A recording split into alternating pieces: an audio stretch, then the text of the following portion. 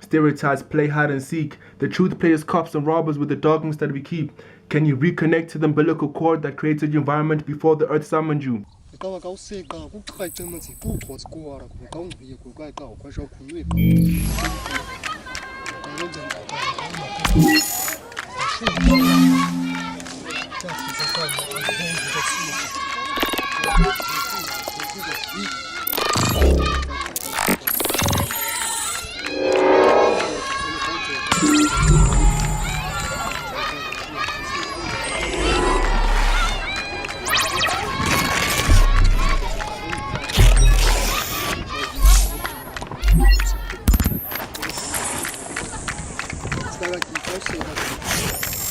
Dancing in the distance of displacement, retracing the origin, the caveman, the sand camouflage within the grains of sand in an hourglass, molding hours into a station.